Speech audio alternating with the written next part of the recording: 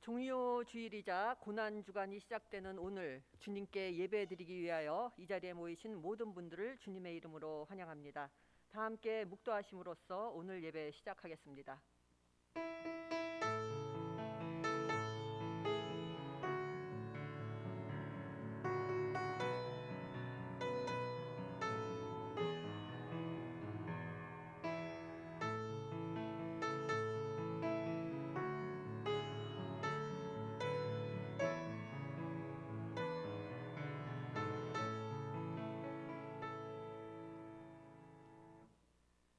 여호와는 나의 능력과 찬송이시오 또 나의 구원이 되셨도다. 내게 의의 문들을 열지어다. 내가 그리로 들어가서 여호와께 감사하리로다. 주는 나의 하나님이시라. 내가 주께 감사하리이다. 주는 나의 하나님이시라. 내가 주를 높이리이다. 여호와께 감사하라. 그는 선하시며 그의 인자하심이 영원함이로다. 아멘. 다 함께 자리에서 일어나셔서 찬송 부르시겠습니다.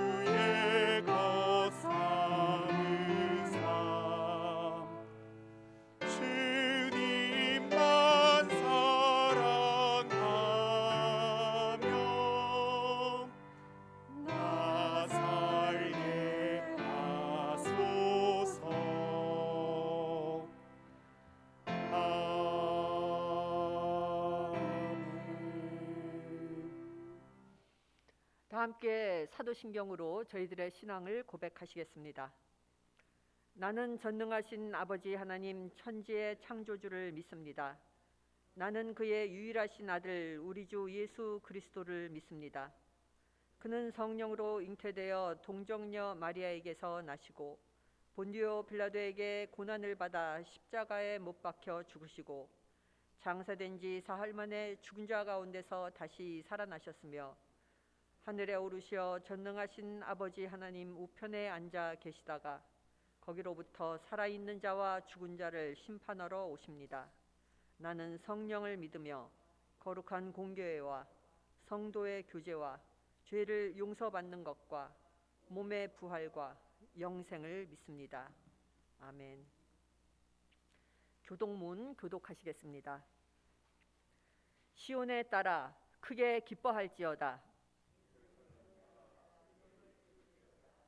보라, 내 왕이 내게 임하시나니 그는 공의로우시며 구원을 베푸시며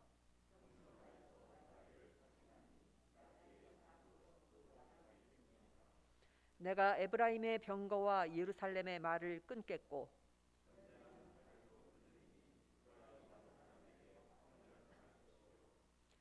그의 통치는 바다에서 바다까지 이르고 앞에서 가고 뒤에서 따르는 무리가 소리 높여 이르되 주의 이름으로 오시는 이여 가장 높은 곳에서 호산나 하더라. 아멘. 이 시간은 저희들이 하나님과 이웃을 향해 지은 저희들의 죄를 고백하며 침묵 기도를 드리시겠습니다.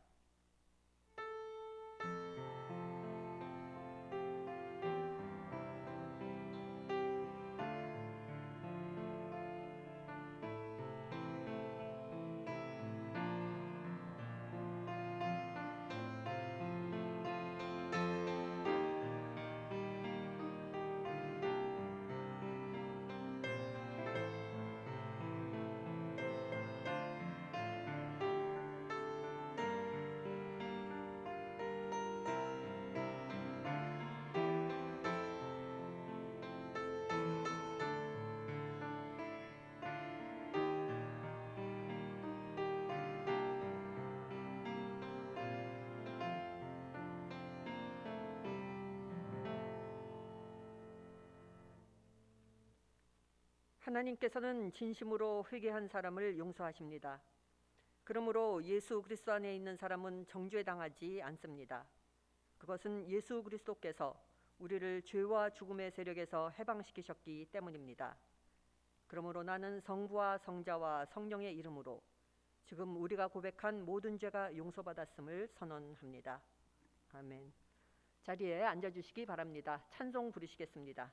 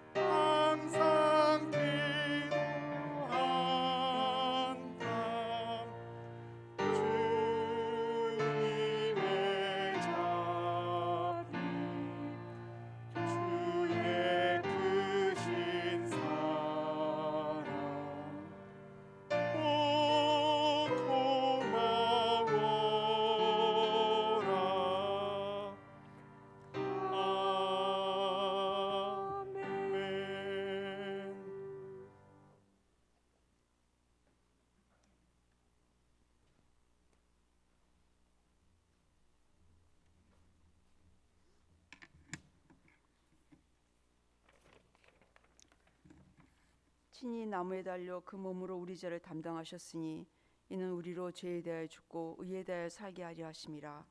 저가 채찍에 맞음으로 너희는 나음을 얻었나니 거룩하시고 살아계신 하나님 아버지, 하나님의 은혜를 알지도 못하고 죄의 종되어 살던 저희에게 독생자 예수님을 보내주시고 주님의 희생과 고통을 통하여 저에게 놀라운 구원의 은혜를 주신 것을 진심으로 감사드립니다. 주님께서 저희 대신 채찍에 맞음으로 저희가 나음을 받고 대신 진노를 받으심으로 저희가 평강을 누리며 자유를 얻게 되었습니다. 예수님께서 수치와 멸시를 당함으로 저희가 영광과 기쁨과 존귀함을 얻게 되었습니다. 그러나 이 구원의 은혜를 순간순간 잊어버리고 스스로의 힘으로 자유를 누리며 존귀한 자가 된 것처럼 교만하게 살았음을 고백합니다. 저희들의 허물을 용서하여 주시옵소서. 이번 주는 주님께서 저희 대신 십자가의 고난을 당하신 고난주간입니다. 주님께서 저희를 향한, 저희 각자를 향한 사랑과 희생을 묵상하게 도와주시고 회개와 믿음의 시간을 갖도록 인도해 주시옵소서. 지금 이 시간에도 지구 곳곳에서 고통당하는 많은 이웃들이 있습니다. 전쟁 속에서 목숨을 잃고 있는 우크라이나 국민들에게 구원의 은혜를 베풀어 주시고 속히 전쟁이 끝나도록 은혜를 주시옵소서. 또 많은 난민들을 기억하여 주시고 그들에게 살 수 있는 길을 열어 주시기를 원합니다.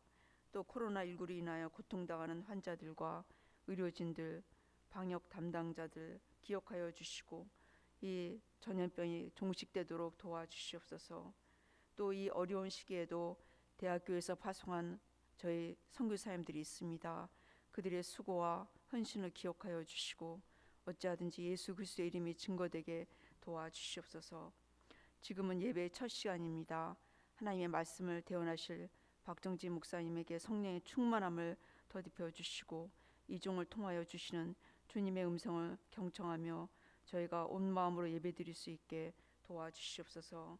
대학교를 섬기시는 김영애 목사님과 송화재 전도사님, 주일학교 선생님들과 반주자님과 또 참 축복하여 주시고 저희 교회가 병원과 대학에 예수님의 사랑과 생명을 나눠주는 축복의 통로가 되게 도와주시기를 원합니다.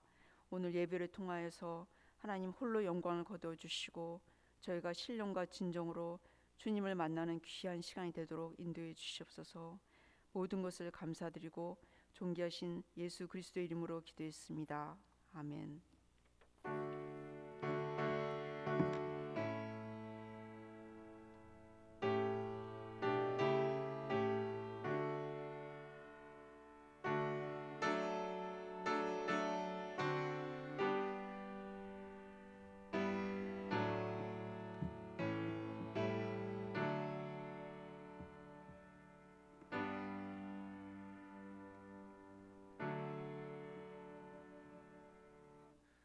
오늘 우리에게 주시는 하나님의 말씀은 마가복음 15장 33절에서 39절입니다.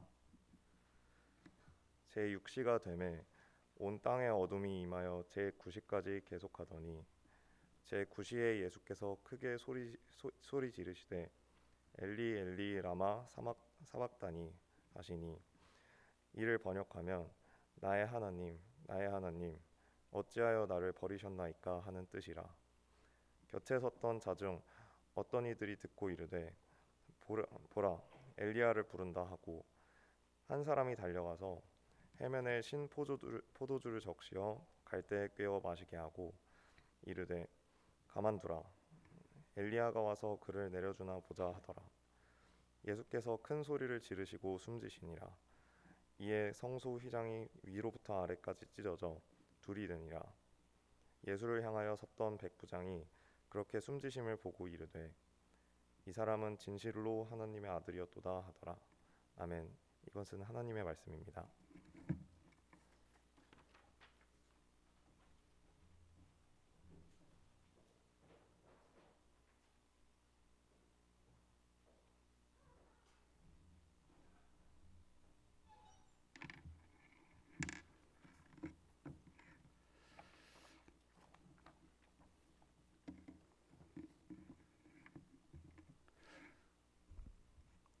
여러분과 더불어서 다시 이렇게 말씀을 나누게 되어 기쁘게 생각합니다.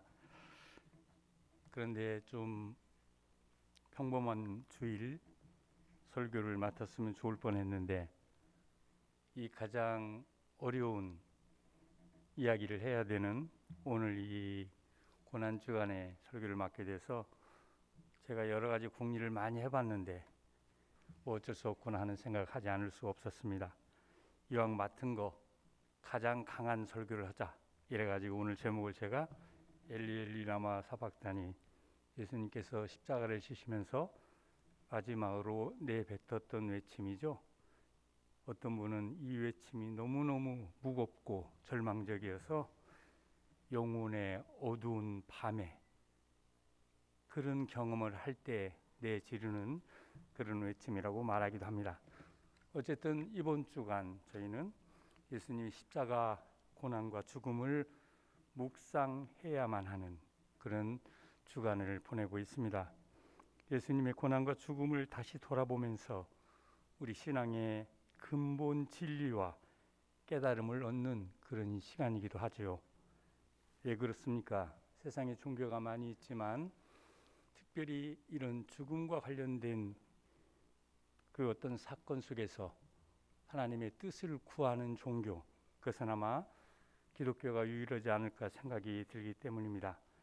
이 고난과 죽음은 하나님의 깊고도 신비스러운 뜻이 내포되어 있는 우리 인류에 대한 구원 사건과 관련이 되어 있기 때문입니다. 언젠가 문제가 되었던 영화가 있습니다. 예수님의 십자가 처형을 영화화했던 그런 영화인데 아마 여러분도 한 번쯤 보시지 않았을까 생각이 듭니다.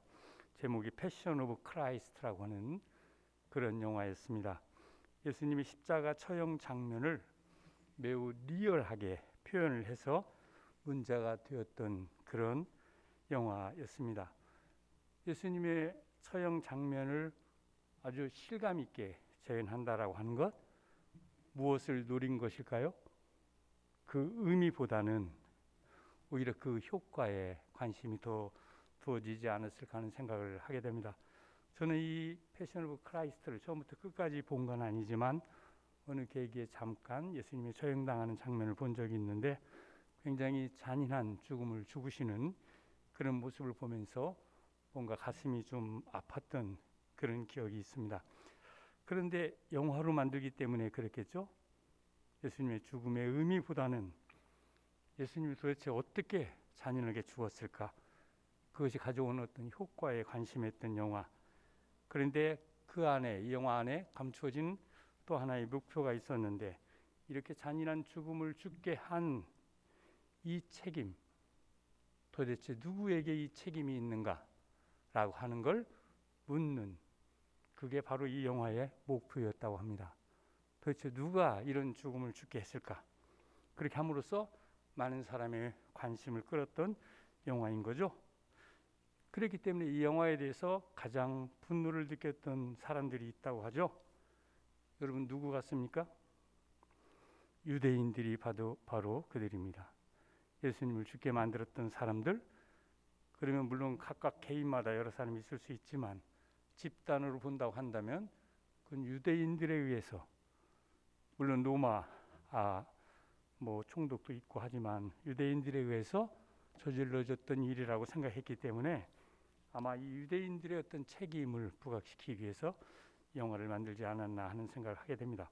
어쨌든 그것 때문에 유대인들로부터 큰 반발을 샀던 영화, 그게 바로 패션 오브 크라이스트라고 하는 영화였습니다.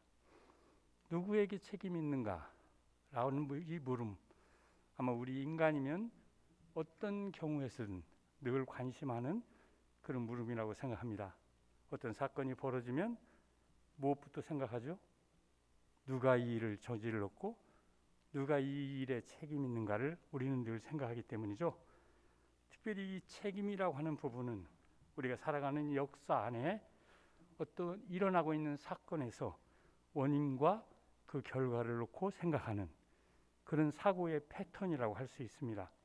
따라서 이것을 십자가 처형과 관련해서 얘기를 한다고 한다면 예수님의 저런 잔인한 죽음, 그분이 뭐 죄도 없었는데 이런 아주 잔인한 죽음을 죽게 만든 그 책임이 도대체 누구에게 있단 말인가 하는 질문을 하고 있는 거죠.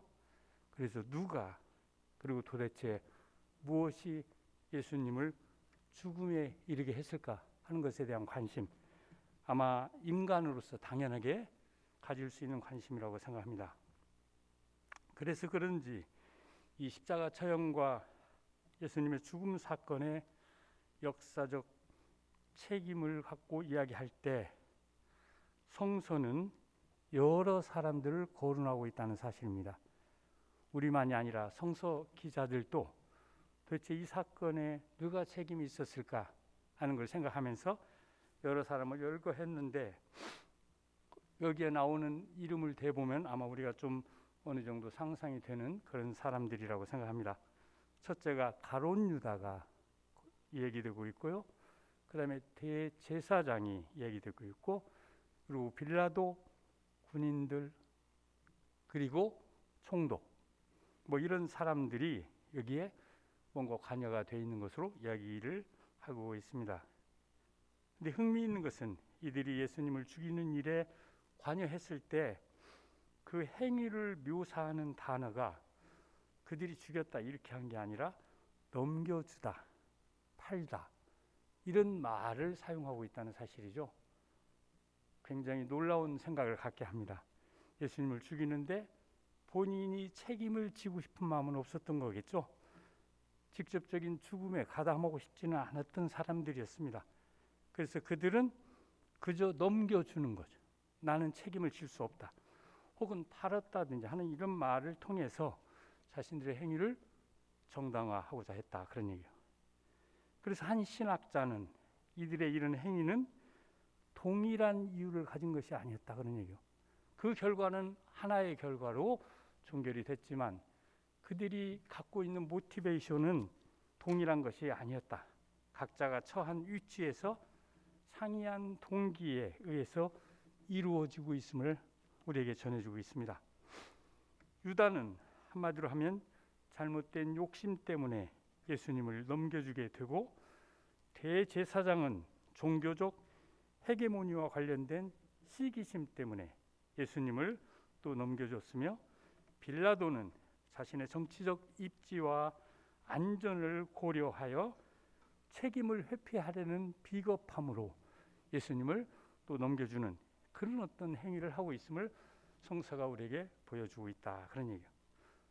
물론 이들이 이렇게 했다고 해서 이들이 저지른 이 행위, 그것이 주는 책임으로부터 이들은 자유로울 수는 없지만, 그러나 우리가 지금 예수님의 죽음과 관련된 이야기를 나누는 데서는 이들이 한 이런 행위에 대한 어떤 그 행위가 갖는 어떤 의미 때문이 아니라, 오늘 예수님이 죽은 저 죽음이 갖는 이런 많은 사람이 관여됐을지라도 저 죽음 속에 감추어진 하나님의 뜻을 보려고 하기 때문에, 사실은 이런 많은 행위들은 옆에 있는 격가지에 불과한 거지 예수님의 순환의 이유를, 그것이 갖는 의미를 밝혀주지는 못한다, 그런 얘기죠. 주님께서 짊어지신 십자가 순환의 감추인 의미, 그것이 오늘 우리들의 관심이 되고 있는 겁니까? 왜 그럴까요? 성서가 말하고 있는 예수님께서 짊어진 십자가 순환과 죽음의 핵심은 예수님의 메시아적인 자의식과 그리고 그 사역에 있다는 사실을 성서는 그 예수님 죽음의 핵심으로 이야기를 하고 있기 때문입니다. 이것은 한마디로 얘기하면 우리 주님의 메시아로서의 자의식과 그 사역의 정점에 예수님의 죽음의 십자가가 서 있다는 것을 의미합니다. 따라서 메시아적인 자의식과 그 사역이 가져올 결과를 미리 알고 계셨던 예수님께서는 그 이전부터 3번씩이나 아주 강하게 자신의 고난과 죽음에 대해 말씀하셨던 걸 우리는 기억하고 있습니다. 마가복음 8장 31절은 바로 이것을 이렇게 말하고 있습니다. 그리고 예수께서는 인자가 반드시 고난을 받게 될 것이다 라고 말하고 있습니다. 여기서 우리는 고난받는 메시아라고 하는 매우 독특한 어떤 상징이죠. 유대적 표상으로는 절대 이해할 수 없었던 고난받는 메시아라는 새로운 메시아의 모습을 우리가 보게 됩니다.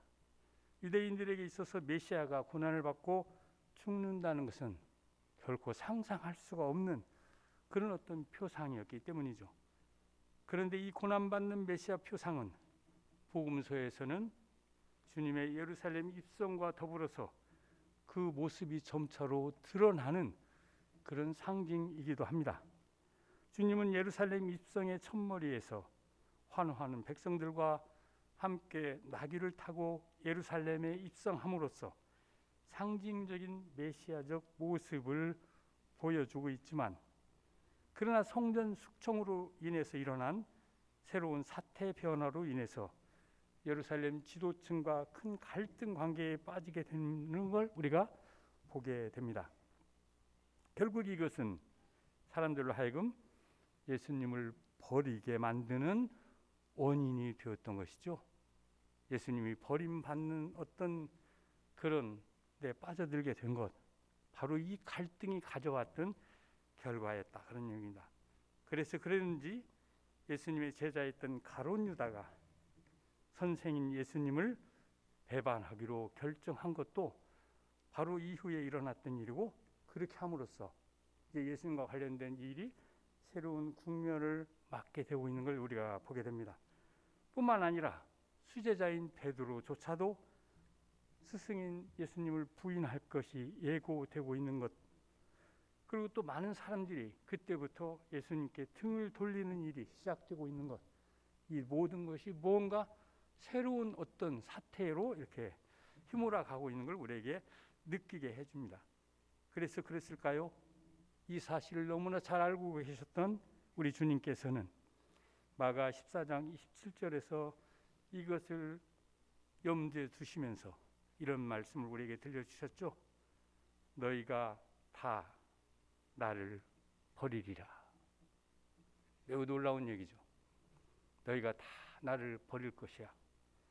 그렇게 예수님을 따랐던 많은 사람이 있었지만 그 누구도 예수님을 지킬 수도 없고 예수님 곁에 남아 있을 수 없다는 이야기를 이 말씀 한마디로 다 정리를 하고 있는 겁니다.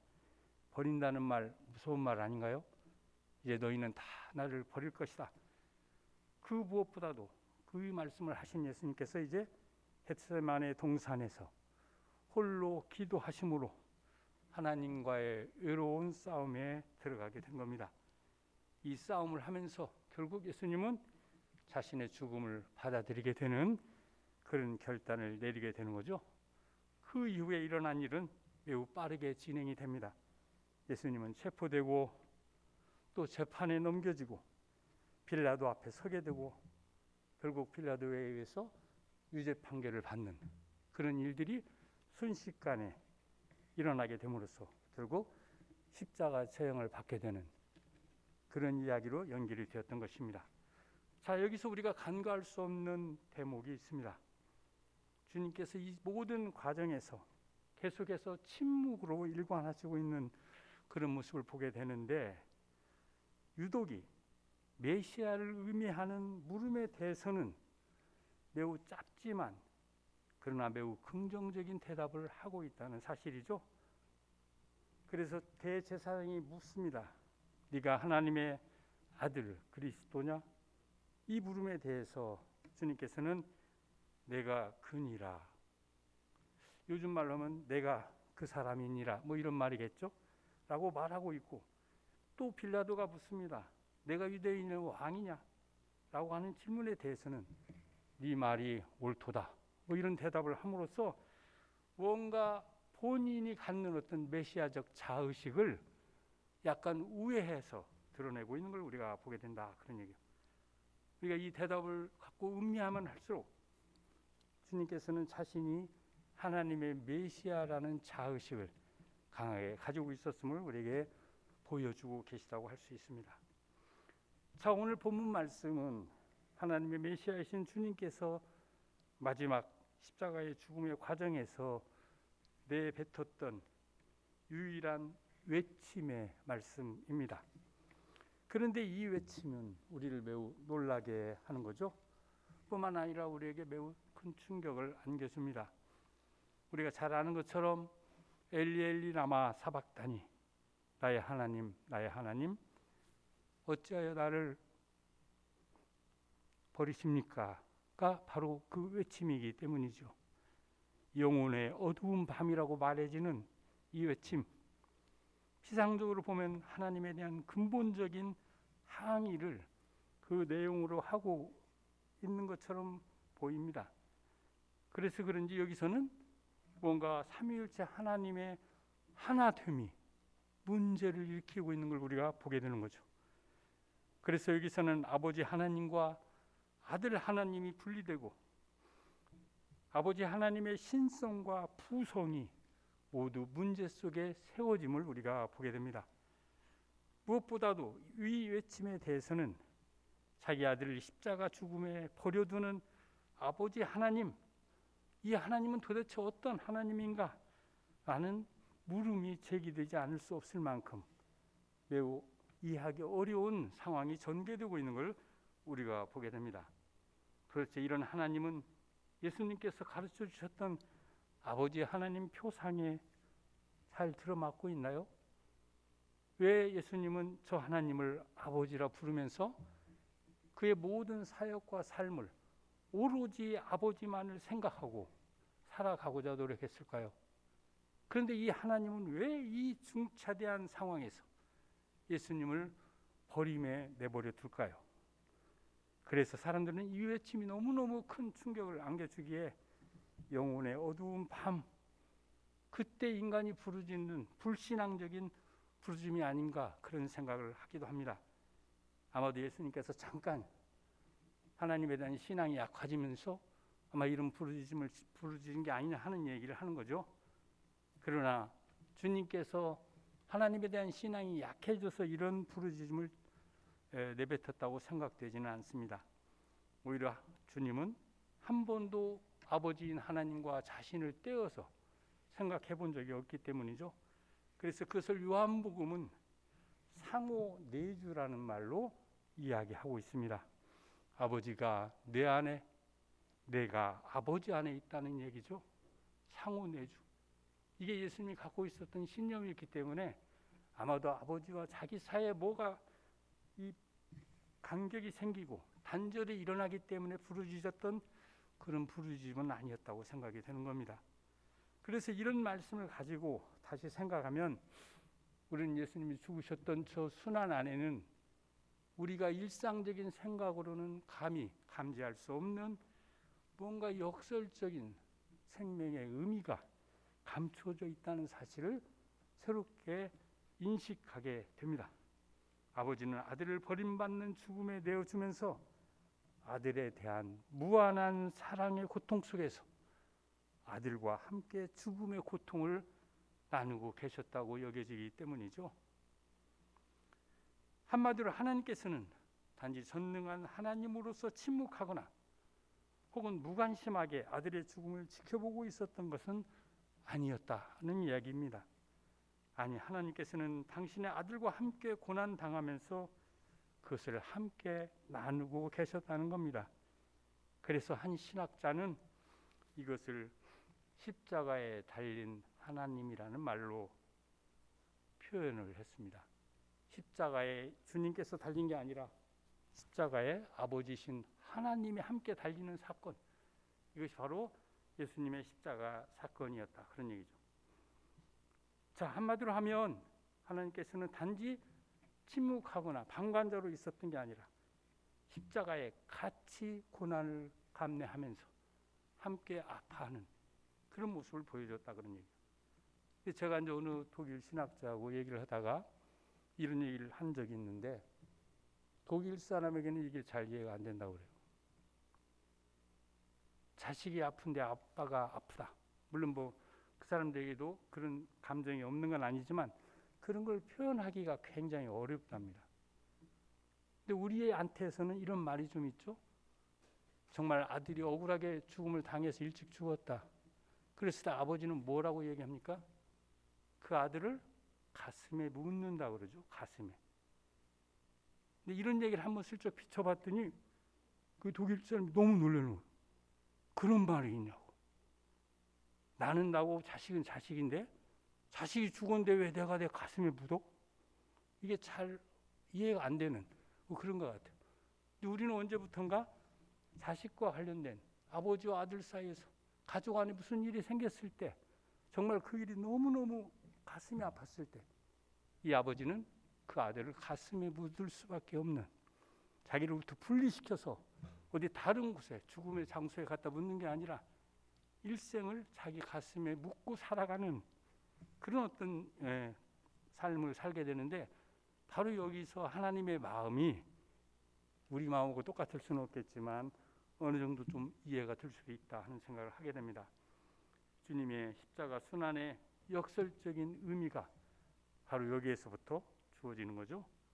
아버지는 아들을 버림받는 죽음에 내어주면서 아들에 대한 무한한 사랑의 고통 속에서 아들과 함께 죽음의 고통을 나누었다는 사실, 이것이 바로 십자가상에서 일어났던 저 놀라운 하나님의 사건이었기 때문입니다. 한마디로 얘기하면 하나님께서는 단지 전능한 하나님으로 계셨던 것이 아니라 정말 예수님과 더불어 가장 삶에 깊고 절망스러운 그런 상황에서 그 십자가의 고난을 함께 짊어지셨다는 얘기입니다. 그렇게 함으로써 그분은 또한 버림받음 속에 있는 자신의 아들과 뿐만 아니라 하나님을 신앙하는 모든 사람에 대한 당신의 깊은 사랑을 확증했다는 거죠. 이 이야기는 나중에 우리가 사도 바울을 통해서 알게 된 사실입니다. 예수님을 버림받음에 내버리면서 그와 더불어 함께 고난당하면서 오히려 그 아들과 그 아들을 믿고 따르는 많은 사람에 대한 사랑을 확증한 이 놀라운 아버지의 어떤 마음, 그것이 바로 이 십자가 사건에서 일어났다, 그런 얘기입니다.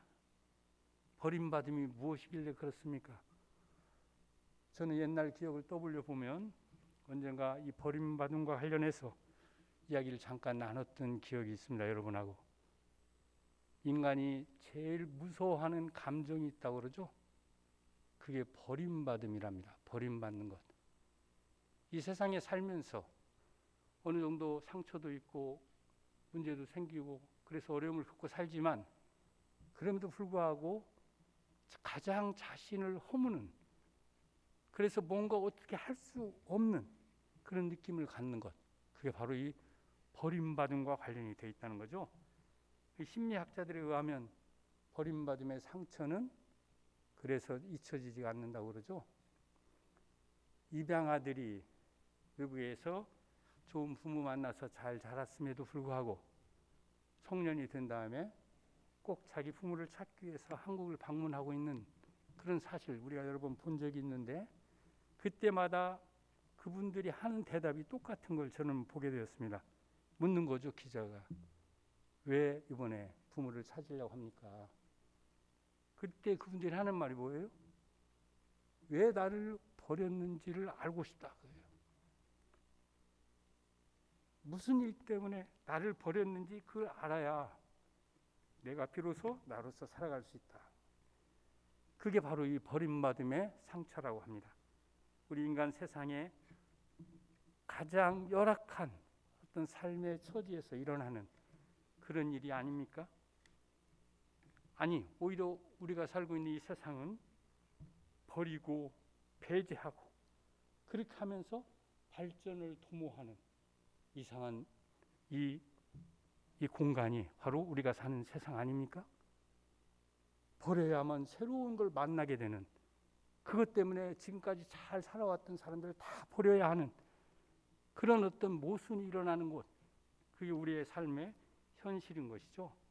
그러니까 이 버림받음에 갖는 이런 의미 때문에 하나님께서는 당신의 아들을 버림 가운데 둠으로써 버림받고 상처 입은 많은 사람을 자신의 품으로 끌어들이는 그런 놀라운 생명의 계획을 이 십자가 사건에서 일으켰다, 그런 얘기입니다. 그렇기 때문에 기독교는 그 이후에 당신의 상징적인 어떤 표지를 바로 이 십자가를 표지로 내세우면서 삼았던 거죠. 죽음을 앞에 표지로 내세우고 한 그런 종교가 또 있는지는 잘 모르겠지만 기독교가 십자가를 앞세웠던 건 이 십자가 안에 바로 이런 어마어마한 의미가 감춰져 있기 때문에 그렇다 이렇게 생각합니다. 그래서 그랬을까요? 요한이 주님께서 이 세상 안에 오셔서 행한 이런 메시아적 사역과 그 의미를 총괄하면서 한마디로 하나님께서 세상을 이처럼 사랑하사 독생자를 주셨다고 고백한 것도 전 여기에 그 의미가 있다 하겠습니다. 마찬가지로 사도 바울도 이와 동일한 맥락에서 이 십자가 죽음의 사건을 다음과 같이 말할 수 있었던 것이죠. 우리 모든 사람을 위하여 당신의 아들까지 아낌없이 내어주신 그 하나님께서 그 아들과 함께 무엇이든지 다 주시지 않겠습니까? 그러므로 나는 확신합니다. 죽음도 생명도 천사들도 권세의 천신들도 현재의 것도 미래의 것도 능력의 천신들도 높음도 깊음도 그 밖에 어떤 피조물도 우리 주 예수 그리스도 안에 있는 하나님의 사랑에서 끊을 수 없다. 너무 놀라운 선언이죠. 이런 이야기를 듣고도 신앙을 안 갖겠다고 하는 건 이해가 안 되는 거예요. 세상에 공짜로 이런 말을 우리에게 주시는 분이 도대체 누굽니까? 놀라운 신앙의 확신, 놀라운 신앙의 깨달음이 없이는 결코 할 수 없었던 말, 그것이 바로 초대 기독교인들의 입을 통해서 이 세상에 쏟아진 거죠. 예수님의 메시아적인 십자가 죽음과 관련해서 처음 예수님을 뒤따르던 자들이 부딪혔던 어려움이 뭐겠습니까? 이제 죽어버린 예수님, 이 예수님을 어떻게 증언해야 하는가 하는 것이 결코 간단치 않았는데 바로 이런 깨달음 때문에 그들은 새롭게 예수님의 저 사건을 놀라운 상상력으로 사람들에게 다가갈 수 있었다. 그런 얘기예요. 바로 저 메시아적인 죽음 속에서 하나님의 생명의 힘이 새롭게 살아나고 그것이 온 인류를 구원하는 놀라운 사건으로 이어지고 있다는 생각을 했다. 그런 얘기입니다.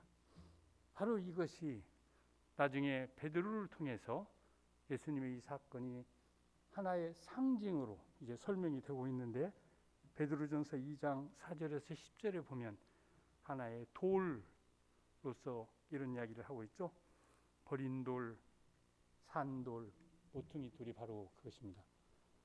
예수님의 사건을 음미하면 할수록 바로 예수님은 버린 돌이셨고 그러나 부활을 통해서 다시 산돌이 되셨고 그 다음에 우리가 살아가는 이 세상의 삶을 위해서 새로운 집을 짓는 모퉁이 돌로 쓰임을 받게 되는 그런 놀라운 역사가 주님의 십자가 부활 사건 속에서 일어났다는 사실을 깊이 깨닫게 되었다. 그런 얘기입니다. 메시아적인 부활 생명의 의미가 바로 이 버린 돌, 산돌, 모퉁이 돌의 의미 속에 들어있다는 사실, 여러분이 좀 마음에 새겨두는 거, 이 고난 주간에 매우 의미 있는 어떤 신앙의 새로운 깨달음이 아닐까 생각을 합니다. 특별히 저는 이 산돌이라고 하는 말 굉장히 이렇게 가슴이 뛰는 느낌을 많이 갖습니다. 제 군대 경험 때문에 그런데요.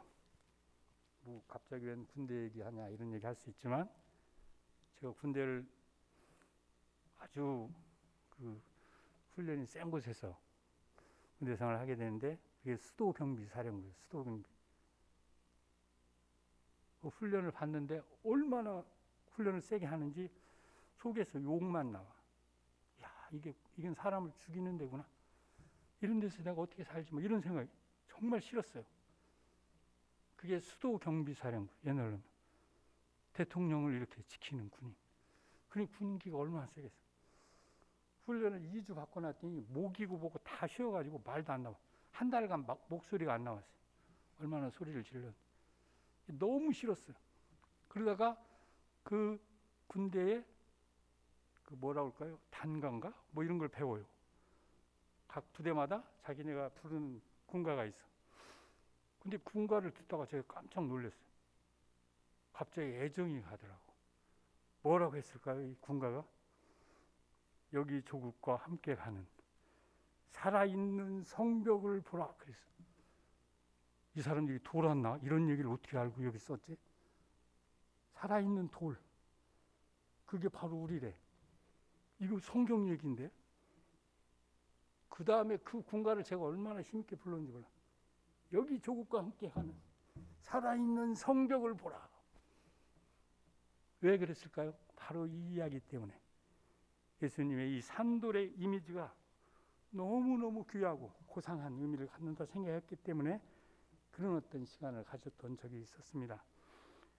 우리가 이런 상징을 가지고 우리 인생의 미래를 생각한다고 하는 것, 저는 매우 의미가 있는 일이라고 생각합니다. 비록 주님은 치욕과 수치스러움과 저주와 십자가를 지시는 그런 죽음을 죽으셨지만 그 죽음으로 인해서 우리에게 주어진 건 산돌의 축복 뿐만 아니라 우리의 모든 삶 속에서 주님을 모퉁이 삼아서 새로운 집을 지어낼 수 있는 그런 놀라운 축복이 주어졌기 때문입니다. 그렇기 때문에 주님의 십자가를 바르게 이해한다는 사실은 우리 신앙에서 무엇하고도 바꿀 수 없는 가장 소중한 재산이 된다고 생각합니다. 주님의 십자가 교리적인 드라마에 의해서 일어난 일이 아니죠. 어느 특정한 사람에게 책임을 돌릴 수 있는 그런 일도 아닙니다. 혹은 이것은 무슨 법적인 수수께끼를 풀어야 하는 그런 이야기도 아닙니다. 주님의 메시아적 정체와 그분이 행하셨던 구원 사건의 역설적인 의미를 우리에게 전해주는, 그렇게 함으로써 하나님의 큰 사랑을 깨닫게 하는 그 사건이 바로 주님의 십자가 사건이었기 때문입니다.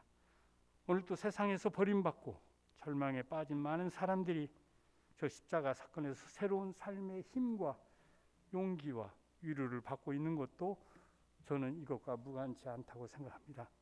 버림받음을 통해서 자신을 내어주었던 그분께서 우리를 자신과 동일시하고 우리와 함께 하시고 계시기 때문이죠.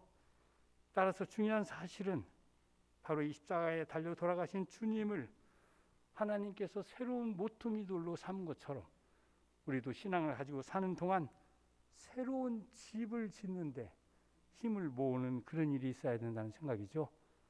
우리가 이렇게 모여서 이 교회 안에서 함께 섬기고 있지만 그냥 교회가 아니죠. 보이지 않는 어떤 집을 주님을 모퉁이 돌로 삼아서 짓고 있는 거 아닙니까?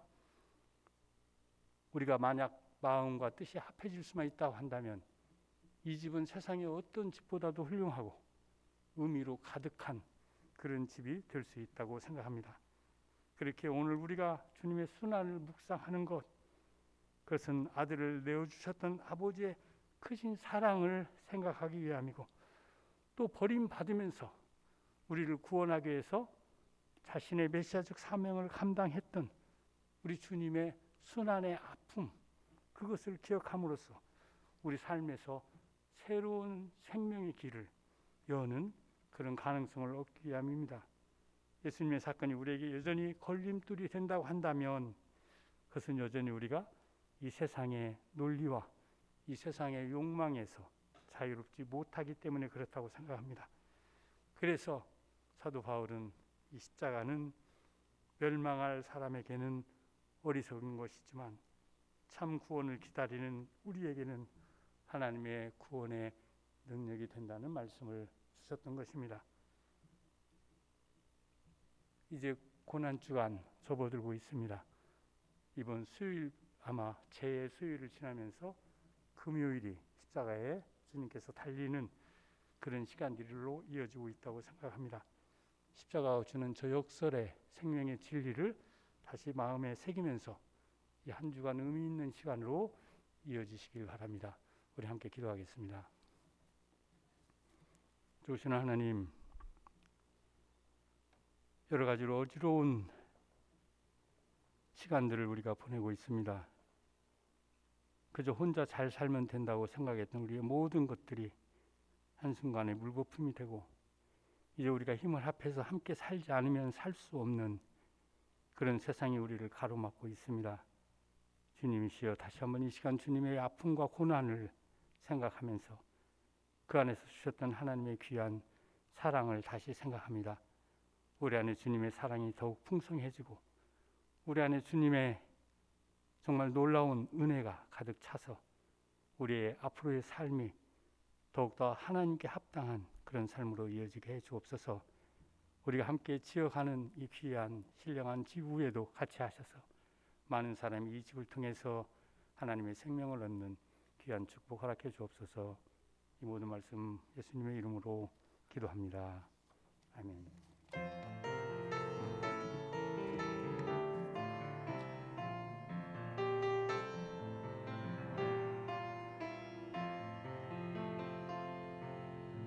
이 말씀 따라 사는 동안 지치지 않게 하시고 이 말씀 따라 사는 동안 주님 나라 이루소서.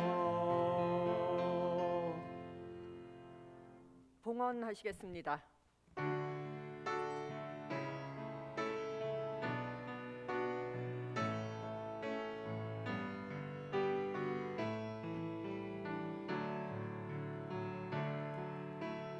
내게 있는 양의 옷값 주께 가져와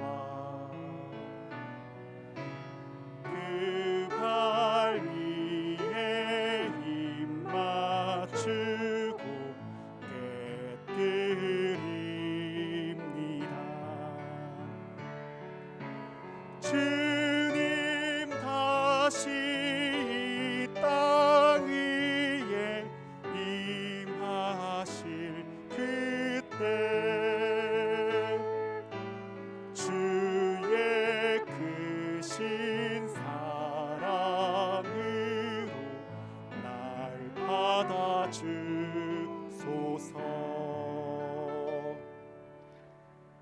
사랑과 은혜가 풍성하신 주님, 주님을 저버리고 주님께 반역하고 반항하는 저희들임에도 주님께서는 저희들을 품어주시고 감싸주시니 그 크신 사랑에 감사드립니다. 또한 저희들이 절망 중에 있을 때, 고통 중에 있을 때 주님께서 오셔서 저희들과 함께하여 주시고 저희들을 치유해 주시고 죽어가는 저희들을 살려주시니 주님의 크신 은혜에 감사드립니다. 이 시간 주님으로부터 받은 은혜와 사랑에 감사드리며 저희들 마음을 모아 주님께 예물을 바칩니다. 이 예물을 주님께서 기쁜 마음으로 받아주시옵소서. 드려지는 이 예물이 어려움을 당한 이웃을 위해 쓰여지게 하여 주시옵시고 이 예물이 주님의 은혜와 사랑이 전달되는 도구가 되게 하여 주시옵소서. 이 예물이 쓰여질 때 오직 주님께서 영광 받아 주시옵기를 간절히 바라오며 이 모든 말씀 예수님 이름으로 기도드립니다. 아멘. 네, 성도의 교제 시간입니다. 주위에 계신 분들과 인사 나누어 주시기 바랍니다.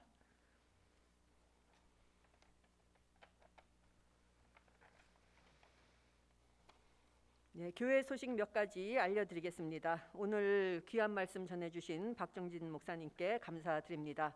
코로나 방역 수칙이 주보에 나와 있습니다. 다음 주일인 부활주일부터는 출입 명부 작성을 하지 않고 출입할 때 체온 측정만 진행하기로 결정되었습니다. 참고해 주시기 바랍니다. 아까도 말씀드렸지만은 오늘은 종려주일이고 이번 주일은 고난 주간으로 지켜집니다.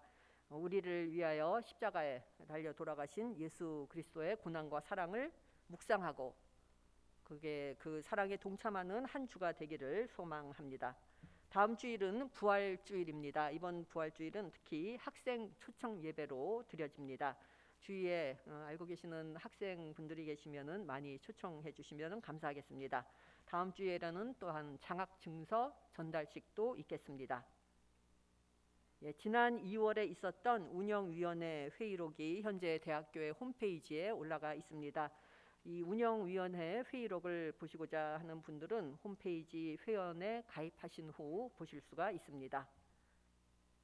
오늘은 떡 나눔이 있겠습니다. 박경순, 박광아 교우님께서 장례 위로 감사로 준비해 주셨는데요. 나가실 때 하나씩 가져가시면 되겠습니다. 오늘 떡 섬김을 해주신 박경순 전도사님 가정에 감사드립니다.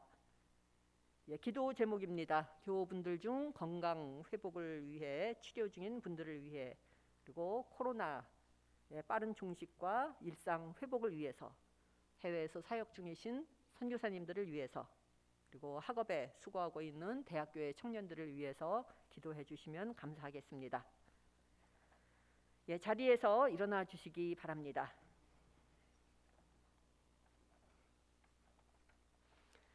예수 그리스도 안에서 새 생명을 얻은 여러분에게 권고합니다. 게으른 사람들을 훈계하고 소심한 사람들을 격려하며 약한 사람들을 붙들어주고 모든 사람들을 인내로 대하십시오. 여러분 중에서는 악을 악으로 갚는 사람이 하나도 없도록 하고 언제나 남에게 선을 행하도록 힘쓰십시오. 항상 기뻐하십시오. 늘 기도하십시오. 어떤 처지에서든지 감사하십시오. 이것이 그리스도 예수를 통해서 여러분에게 보여주신 하나님의 뜻입니다. 아멘.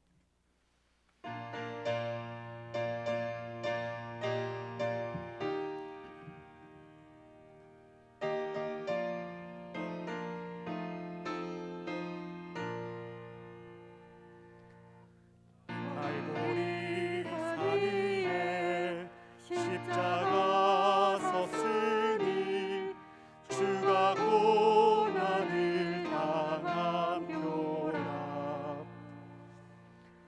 험한 십자가를 내가 사랑함은 주가 보혈을 흘림이라. 최후 승리를 얻기까지 주의 십자가 사랑하리. 빛나며 멸류관 받기까지 험한 십자가 붙들겠네.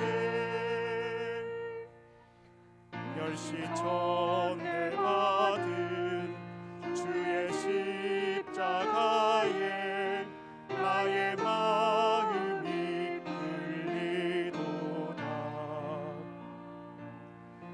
귀한 어린 양이 세상 죄를 지고 험한 십자가 지셨도다. 최후 승리를 얻기까지 주의 십자가 사랑하리. 빛나며 멸류관 받기까지 험한 십자가 붙들겠네.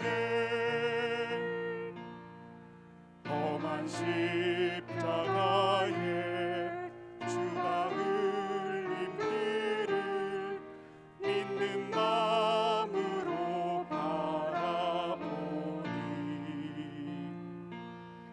나를 용서하고 내 죄 사하시렴. 주가 흘리신 보혈이라. 최후 승리를 얻기까지 주의 십자가 사랑하리. 빛나며 멸류관 받기까지 험한 십자가 붙들겠네.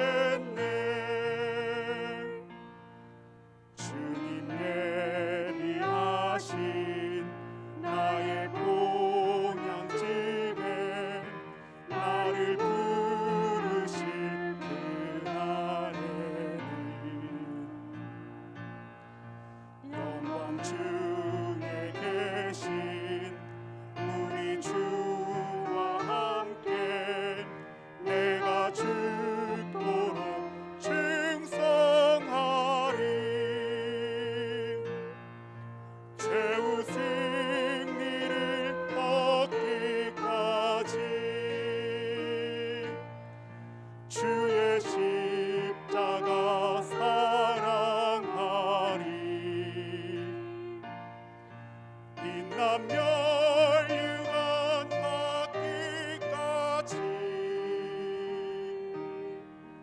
험한 십자가 붙들겠네.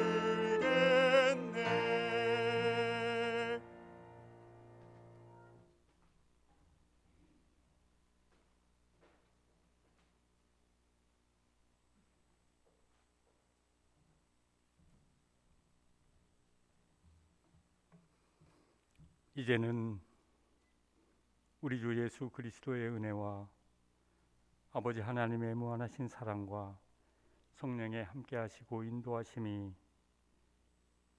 갈수록 혼란스럽고 갈수록 어려워지는 오늘 우리들의 삶의 현장, 그러나 다시 한번 주님의 저 고난을 생각하며 우리 안에서 새로운 하나님의 지혜가 주어지고 하나님의 생명이 꿈틀거리기를 원하는 이 자리에 함께한 주님의 사랑하는 성도들 위해, 이 대학 위에, 이 교회 위에, 연세 위에 지금으로부터 영원까지 함께해 주시옵기를 간절히 축원하옵나이다.